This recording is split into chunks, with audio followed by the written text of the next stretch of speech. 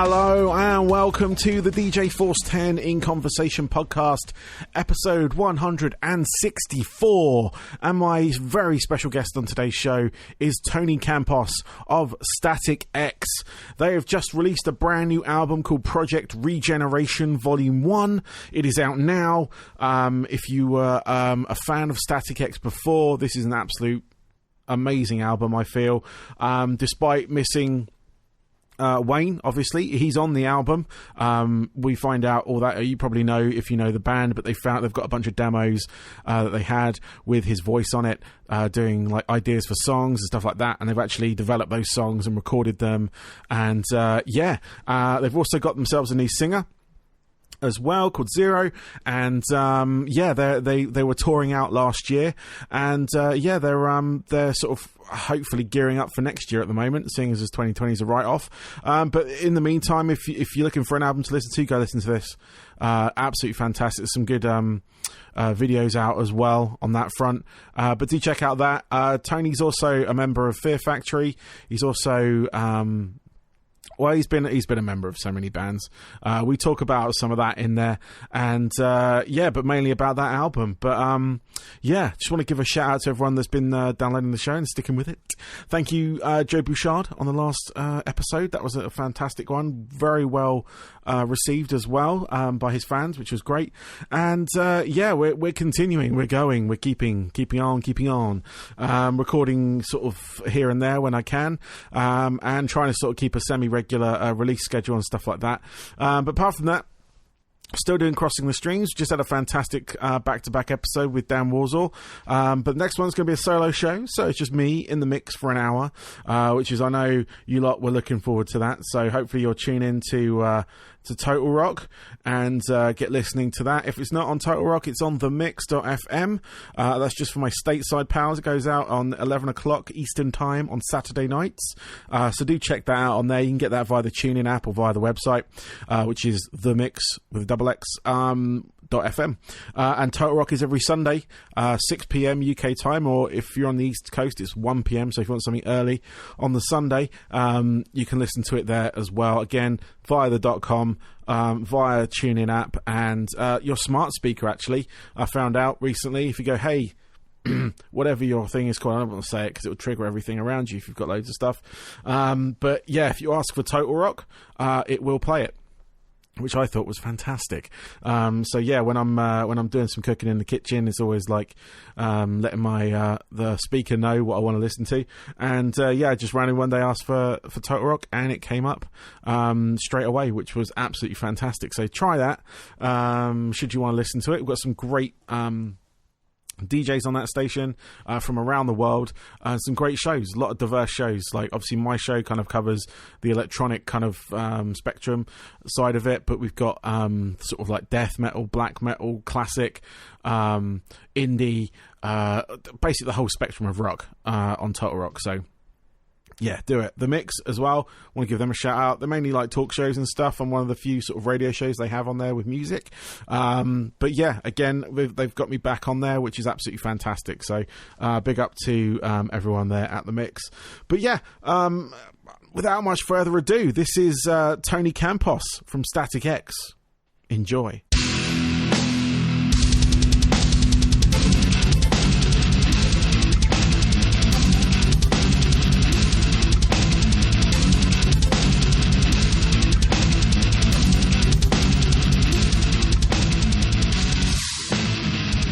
I'd like to welcome to the show today, I have Tony Campos from Static X. Welcome, sir.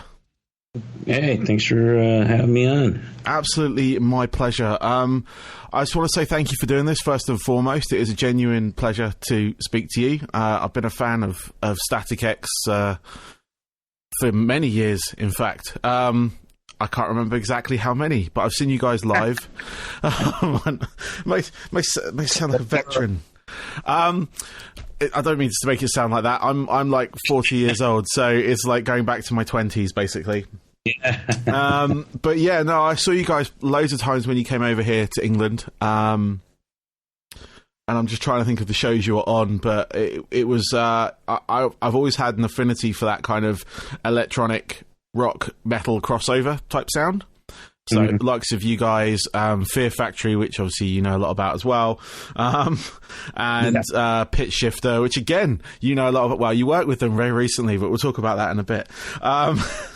And bands like that, I've always loved that sound. So it's like a genuine pleasure to speak to you today. No, thanks, man. I appreciate it. Cool. So, you guys have just released a new album, Project Regeneration, Volume 1. And I got to say, I really enjoyed it. I was a bit like, when I saw the initial announcement, I was on that side of like, this is a bit weird. Just sort of like, obviously seeing Wayne's image on stuff and voice on things, but over hearing various things, and then you guys did a tour. Was it last year? Was it the year before? Yeah, last year. Yeah. Sorry, this lockdown thing has got me totally like, I don't know what year it is now. But like after hearing that and the reports from those shows and everything, I've really come around, and this album is absolutely brilliant. Yeah, thanks. Because, like I said, that metal, electronic samples, all that industrial kind of like sound, I really love. And you guys have pulled off a great album, I would say. I'm a club DJ as well for like rock music, so I go out to the clubs and play those. And you've got plenty of songs on there I can spin, which is always always grateful for. So, so are we. yeah. No, it's all good. What I was going to ask you was, like, I want to take you back to that initial kind of like revisiting of the material that obviously that you had of Wayne's voice and various demo tracks and stuff. What was it like kind of going back to that sound? Because obviously you've been, or Static X hadn't been around for, as a band anyway, for a good, what was it, about 5-6 years or so? I haven't got the timeline in front of me, so I don't either. Well, let's just say like, it'd been a while. Yeah, it'd been a while. So, what was it like going back to that material after that amount of time? Well, are you referring to the original demos that I got? Yeah, just stuff like that, because obviously, like, between the sort of like the break in Static X, if you will, I think it was you joined Soulfly for a bit, and you joined Fear Factory as well, which I think you're still a part of, aren't you? Yeah, technically, I guess. Yes. But I was just sort of curious, just like that break, obviously, of Static X, like going back to those demos and like having the obviously Wayne's work recorded. How did that feel? What was it like kind of revisiting that?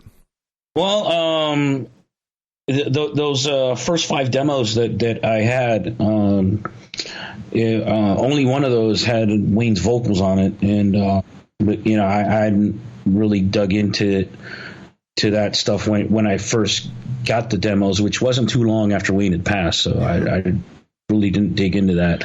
It wasn't until 2016 that I was on a really long extended break from Fear Factory, that I went in and dug that stuff up and really started looking into it and finding the potential for all that stuff. When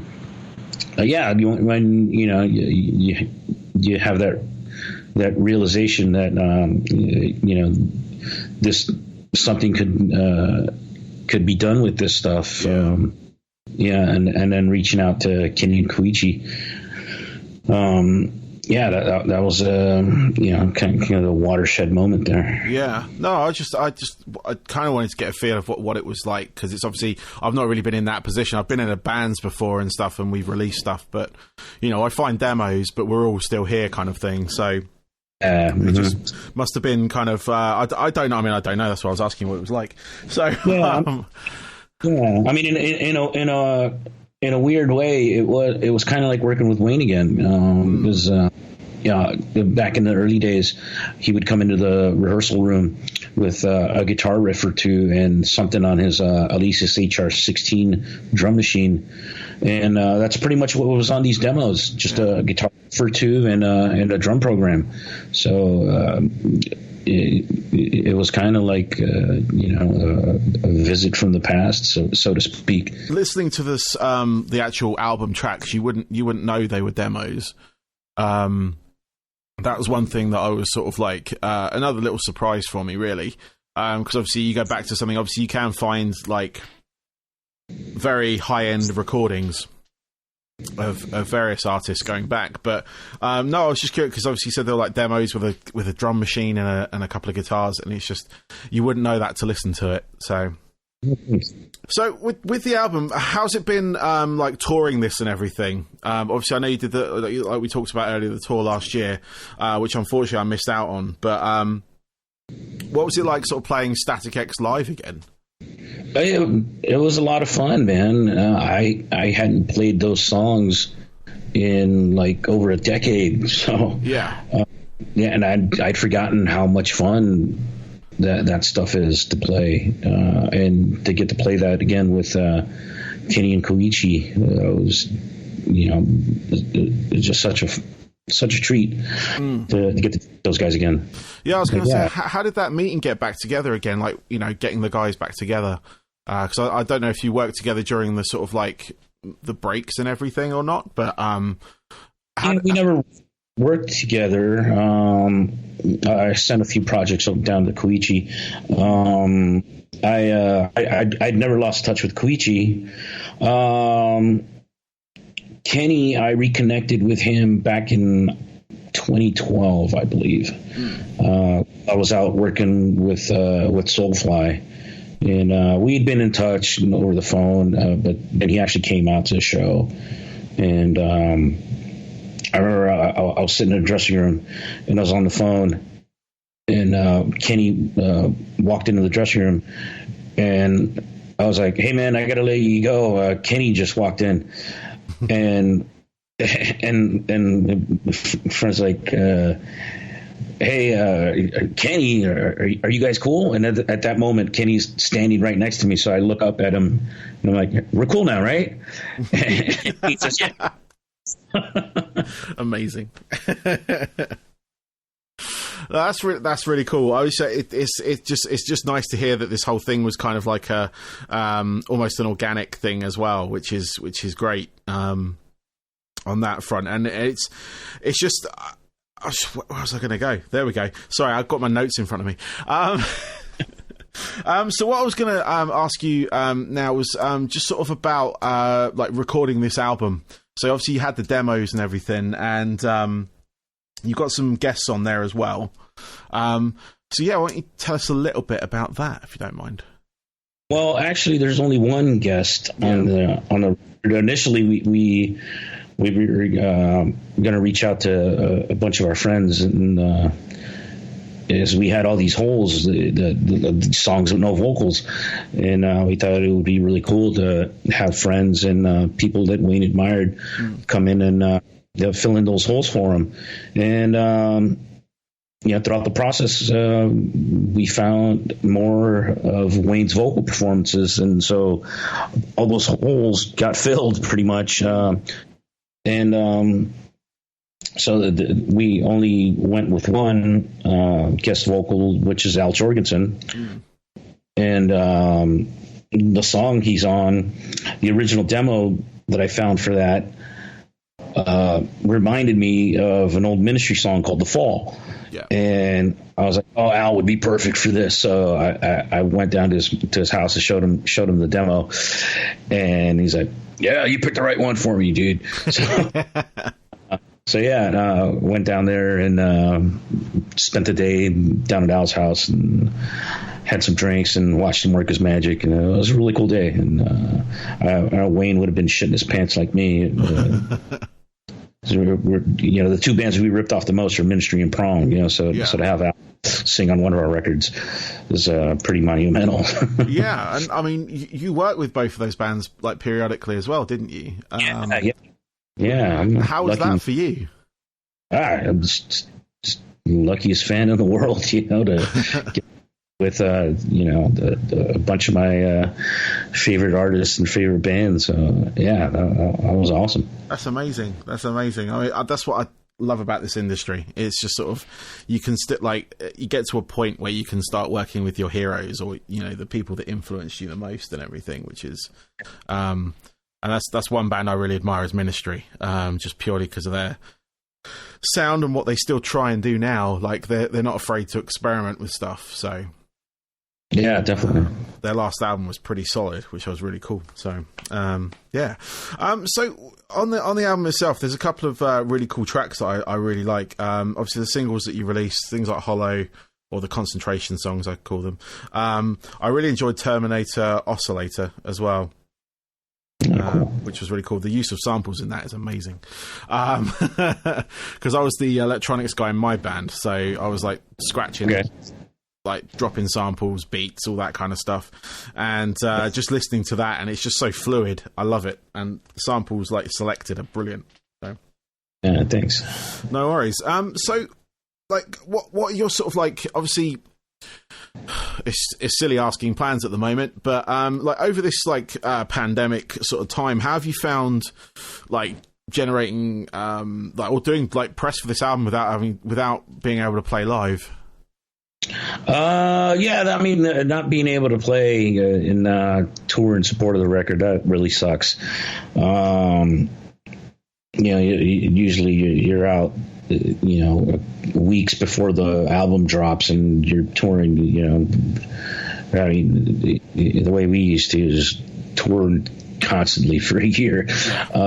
That's not happening, unfortunately, but yeah, you just you make do with the cards you're dealt with, and you do the best with what you got. Yeah, no, totally. I was just, because I've spoken to quite a few artists over this. A lot of them have sort of treated it a good time to sort of like, some of them have learnt the admin side of things, or the things that usually get done at the last moment, like at the end of the touring cycle. They've managed to sort of get all that bit done.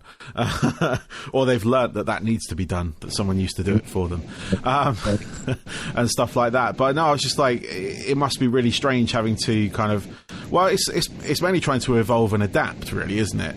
Just trying to, what's the word? Building a plane in flight, I think, is the thing that a lot of people have been trying to do during this time. So have you guys got anything kind of like on paper right now for like touring or anything? We still have some dates that were originally scheduled for this summer. Yeah. That got moved till the end of the year. We had a Russian tour and some European dates that were supposed to be happening next month, I think. But they got moved till the end of the year. So, I mean, we'll see what happens, Okay. I mean, it's looking, the way things are going now, it's looking like, some parts of the world will open up to touring sooner than others. So we'll see. Cool. Yeah, no, it's a definite strange time. Yeah, just like I say, some people have got stuff like penned in like for late next year now, because next year is going to be absolutely. I think it's just going to be manic, really, isn't it? It's like hopefully once everything gets back to some kind of like regularity or normality, if you will. Yeah, I've seen all these dates and stuff for bands for next year, and I'm like, how am I I can't afford all this. Yeah. Looking at my wage going, it's just not enough now. Yeah. But no, I was just saying, like I said, it's a strange time and stuff. Have you been up to much during the sort of like downtime? Well, just like not being able to tour, that's the one thing that's really out of the ordinary for me, because usually I'm out on the road at least 6 months out of the year, and I've already been home longer than that. So yeah, that sucks. But as far as like my day-to-day at home situation, it really hasn't changed a whole lot, because I never really leave the house anyway when I'm not on tour. Yeah. And I do most of my shopping online, and I'll either get Grubhub or I'll hit a drive-through for food. So okay. Yeah. Oh, no, fair enough. I mean, that's good, because like, I mean, shopping online is not alien to me either. And that's what we've been doing anyway, like prior to the lockdown. So it was just sort of like just keeping the family safe really was the main thing. So yeah. Mm-hmm. Yeah. So let's talk about Pitch Shifter, if you don't mind as well. You joined them on their latest or their anniversary release of Everything's Fucked. How did that come about? I think Mark sent an email or a message over to one of the band's socials, and they got forwarded it to me, and then I just emailed them back, and he asked me if I could. If I wanted to be part of this, I was like, "Fuck yeah!" Nice.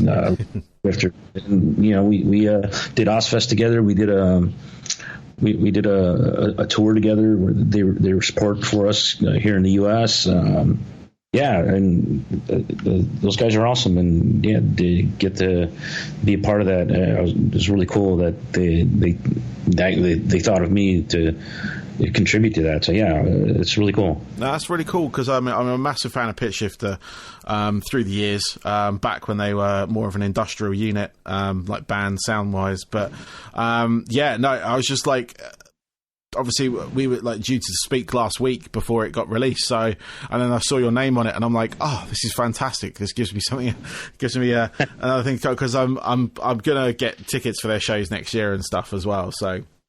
Awesome. But, no, I'm just a massive Pitch Shifter fan as well, and that sort of like, that sound again, that crossover of electronic and sort of metal. So it's that industrial sound, which is great. But no, it's really cool you guys got to work together on that because it sounded like a little fun project to do. Yeah, definitely, it was a little bit of a distraction too from working on a couple other things. Working on the Static record and. Working on tracks for a new Assassino record, so it was something cool extra to do. Nice, excellent. And speaking of Assassino, what have you guys got planned? Because obviously you're saying you're working on new material and whatnot, but it's writing right now. Dino sent me over a couple of demos. I finished vocals on one, and working on the other right now. But Dino has switched over to Fear Factory mode again. Mm-hmm. So he's trying to finish up that record. Other than that, any more details you'd have to ask him. Okay, fair enough.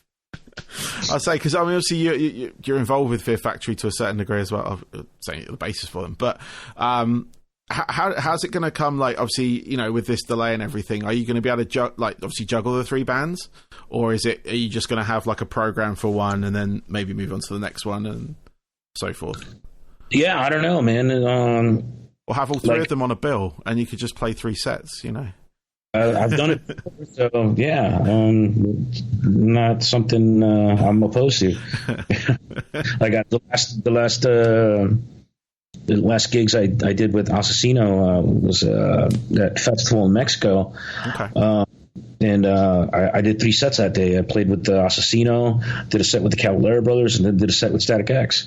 Oh, wow. It was, I had an awesome time. Yeah, I was pretty tired at the end of the day. But I can imagine. But I had so much fun. It was just such a blast to do all 3 bands at one night. I was like, I'm down to do it again. Excellent. No, that's amazing. I love that. So what I want to find out from you, Tony, is what are your 3 most pivotal albums in your sort of musical career? So the ones that made you want to pick up an instrument or made you want to sing. What were those albums? I would say I have to go back. Trying to think of before I got into metal, I was a hardcore punker kid. My neighbors were skater punks. They had a half pipe in their backyard, so that was my first intro to extreme music. So I guess if I had to pick one hardcore punk record that made me want to play, I would say let's just say the first Cryptic Slaughter record. Yeah, that was pretty awesome. Awesome record. Convicted, and Rob Nicholson's one of my favorite bass players. Who's better known as Blasco now. But awesome tone and